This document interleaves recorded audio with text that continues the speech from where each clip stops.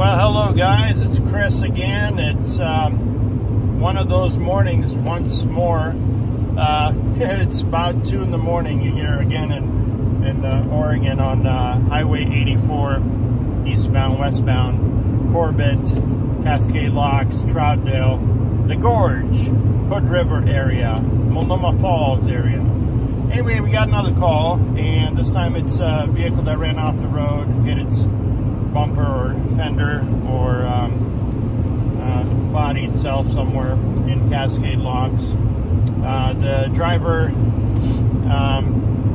has requested assistance. Brother there is paying for the tow, needs recovery as well as tow back to Vancouver, Washington. And so we're on our way to locate these guys up in, I guess, Cascade Locks, which is about well, an hour away from where I'm at right now, with an attempt to try to recover them, get them off the road, get them out of the ditch wherever they're at, and then tow them back. So it's 1 in the morning, almost 2 in the morning. It is 30, what is it here? It's about 30 some degrees outside, with a little sleet coming down, with the plans that tomorrow it's going to be covered blanket of snow. They're talking about 27 inches. So this would be the time to get this guy out of here. Otherwise, he's going to stay here for some time. Snow is falling in Cascade Locks, so we're going to have to make this quick so we don't have to put chains and be stuck overnight in the middle of the gorge, icy gorge, which turns treacherous in minutes, as you know, most people in this area know. So with that in mind, we're on our way to rescue and to make contact with this particular vehicle in Cascade Locks. Later over here, you guys, we found them on the freeway, literally broken down here. We got roadside, couple incidents up ahead as well. But anyway, we got a major issue with their flat tire here. Looks like it's flat, and then they got some damage on the front bumper, and then obviously some more damage. The bumper is damaged quite a bit, so it's very low to the ground. We're gonna have to try to winch it carefully, get it up there. A little bit of damage on the tires, torn to pieces. And so there's no damage on the back. There's some more damage in the back bumper here. You know, they got the airbag deployed, it looks like, inside. You got the windows down, airbag deployed. They don't have any keys. The owner is on his way with the keys, supposedly. Luckily, it's 2 in the morning. However, this is a very dangerous location to be. And so we're going to try to get them up on the dolly quickly and get them out of this zone. Well, I came in and I'm looking over the unit itself. As you see, the bumper is loose as a goose. It's barely hanging on. Obviously, there's tremendous damage here. So I asked them if we can remove it so we can get clear, because it's literally leaning on the ground. So Daniel confirmed, go ahead and remove it. Otherwise, it's pretty busted up and broken off from its connecting points here on all corners.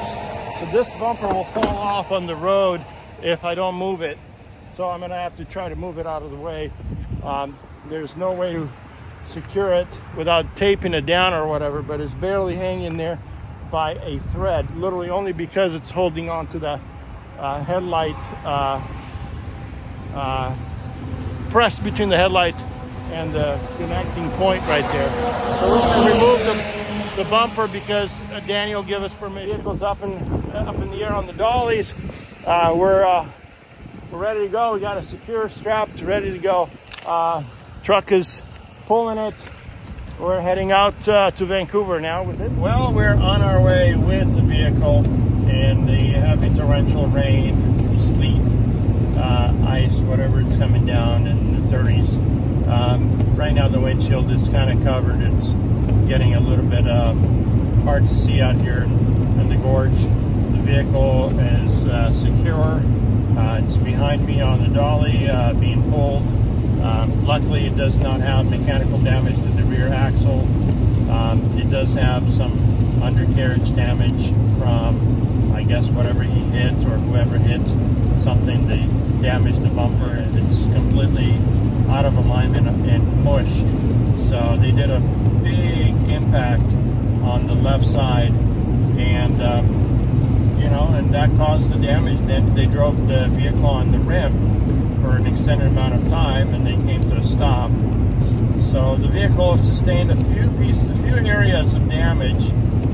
It's going to get to a service shop and looked over in the morning or within the next few days. The customers directed me or provided me with an address to deliver this at a service shop. So I'm assuming that that's where the vehicle is going to get assessed and looked over. In the meantime, the road is windy. The winds have picked up. We get gusts here of 60 mile an hour to 80 mile an hour winds. The renowned Gorge tunnel receives sometimes gusts of 80 mile an hour wind. Can you believe that? And so the meteorologist has reported that the gusts of winds are going to pick up, and they did. It's 3 a.m. right now, and we're traveling towards the destination to deliver this particular vehicle. We made it over here to the shop that we're going to be leaving this guy by. We're going to park it here into the space that's provided. We're at, what is this, Haviland? Haviland in Vancouver. We're dropping it off, and I've mentioned before, make sure you check your lights, the tail lights, you know, the magnetic lights. We've, you know, lost quite a few of these, especially when you have them on the dolly or vehicles that are shaking and bouncing, because the magnetic lights, no matter which ones you get or which one you have, they're only powered by magnets. And if you don't find a metal platform, they don't adhere and they'll fall off, especially if it's just a little bit of metal and not strong enough. So we're all done here in Vancouver. Delivery's been made. We're gonna drop it off the dolly. Vehicles parked in a parking space. Unfortunately, due to the mechanical defects, it doesn't look like the windows are gonna close. The customer approved of it leaving it here. It's off the dolly. Dolly's empty for another load, and vehicle is gonna remain here at this provided address. This is what it looks like. Bumper is in the back, and whatever it came with is being left here for service. Truck is ready for another load.